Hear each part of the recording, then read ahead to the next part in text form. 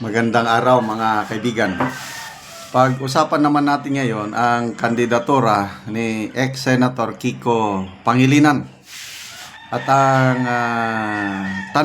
nagtatanong si Sharon Cuneta. Okay. So, sa mga surveys ngayon, hindi talaga pumapasok si Kiko Pangilinan. Mababa.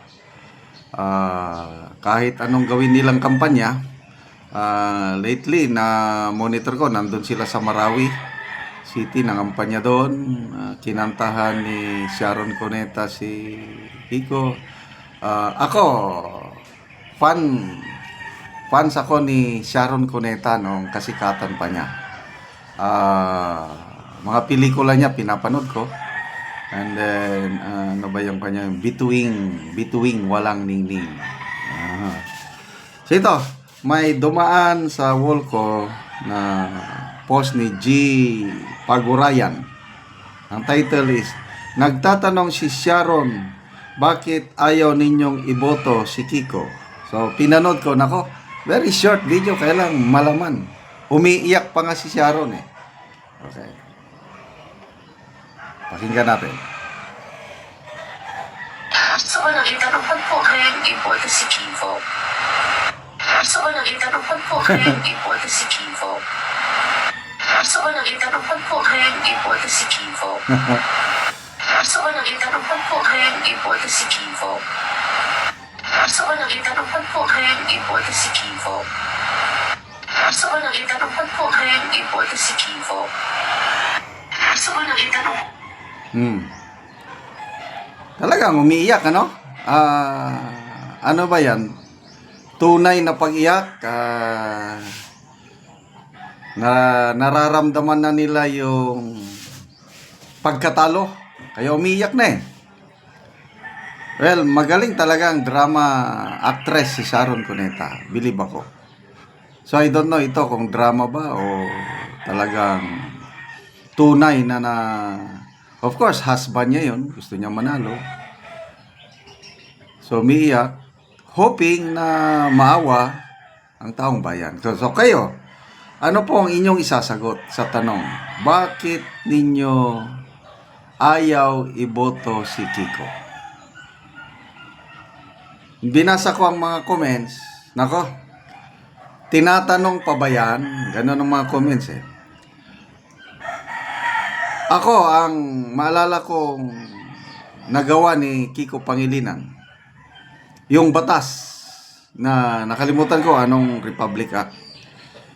Yung minor de edad, kahit makagawa pa ng malaking kasalanan, dahil minor de edad, hindi pwedeng makulong. Yun yung nagawa niya sa at maraming mga tao na galit kay Kiko Pangilinan dahil sa batas na yun. So yun ang kanyang legacy legacy niya sa pagiging senador. Ano pa ba yung mga ang matandaanan ko lang talagang anti-Marcos siya. Na galit siya nung ipalibing ni Tatay Digong si former President Marcos Sr. Galit siya. At may narinig akong salita niya, speech sa isang gathering na ipapahukay namin yan. Something like that. So, kumusta naman sila ngayon? Galit pa ba sa Marcos o kinain suka? Yan ngayon ng sagot sa tanong ni Sharon Cuneta kung bakit ayaw iboto ng tao. Kung he remained true to his words na anti-Marcos at para bang si Attorney Rowena Guanzon. Anti-Marcos siya noon, hanggang ngayon anti-Marcos siya. Yun ang tunay na Kaya nung una galit ako o nainis ako kay Attorney Rowena Guanzon. Ngayon, nare-realize ko tama yung mga pinagsasabi niya. Na hindi mapagkatiwalaan ng Marcos niyan. Sinasabi ni Attorney Rowena Guanzon bago election ng May 2022. Tama siya. So, she remained true to her words. Rowena Guanzon.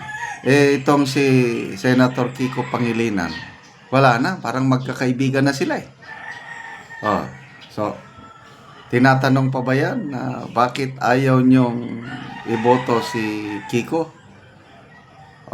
Ano ba yung kanyang pinaggagawa? Advertisement ba yun? Yung kumain siya na taklob ng kaldero, nilagyan na ng kanin, nilagyan ng suka, asin. I don't think so na pakitang lang yun, pakitang gilas. Para lang maipaabot niya yung mensahe na makamasa siya. But hindi ganun. First time kong nakakita ng tao na kumain ng kanin na nilagyan niya ng suka. Maasim naman yun. Pwede pa asin. Iyan ang ginagawa ng karamihang Pilipino. Kanin, isaw-saw ay dildil mo sa asin o kaya ginamos o bagoong. Yan, kailang suka. Tapos kumain siya, pati dahon ng saging, kinain. Ano ba yan? So, magbasa tayo sa mga comments. Ang isa pang sagot, bakit ayaw niyong iboto si Kiko? Ayun na, yung kanta ni Sharon Cuneta, bituing, walang ningning. Kung si Kiko Pangilinan na isang bituin, wala na siyang ningning ngayon. Tingnan nyo, wala nang Bam Aquino, medyo may konting pag-asa. Bam Aquino, lalo na kung i-endorse siya ng iglesia. Kasi bali-balita, parang i-endorse daw siya ng iglesia in exchange for a commitment. Balita lang ito, nababasa ko lang sa mga post. But no assurance, walang proof.